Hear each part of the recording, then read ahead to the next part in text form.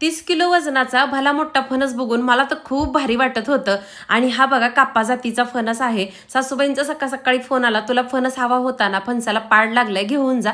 मी त्यांना विचारलं फणसाला पाड लागलेला ओळखायचा कसा, तर त्या फणसावरती ना पिवळ्या फिक्कट रंगाचे डाग यायला चालू होतात आणि त्याचा एकदम सुगंध यायला चालू होतो. तेव्हा ओळखायचं की त्या फणसाला पाड लागलाय किंवा ते फणस पिकायला लागलेलं आहे. म्हणून सासू सुनांनी इथं 10 ते 12 किलोचं भलं मोठं फणस आहे ना मिळून कट केलं, कारण ह्याचं वजन खूप होतं. मी माझ्या सासूबाईंना विचारलं की ह्या फणसाच्या झाडाला किती वर्ष पूर्ण झालेत. त्यांनी सांगितलं ह्याला 20-21 वर्ष पूर्ण झालेले आहेत. फक्त शेणखत, वेळेवरती नियमित पाणी याच्यामुळे सुद्धा या झाडाला आता सध्याला 30 ते 25 किलोचे हे कापा जातीचे फणस लागलेले आहेत.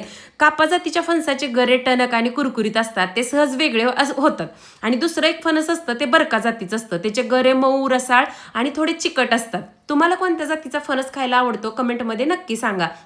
आणि वरती बघा हा 30 किलो वजनाचा भला मोठा फणस आहे. आता तो काढायचा खूप मुश्किल आहे. शेजारीच एक छोटं अंजिराचं झाड होतं. अंजीर पिकला होता, मुंग्या खात होत्या आणि त्याच्याच मुळीपासून छोटं अंजिराचं रोप तयार झालं होतं.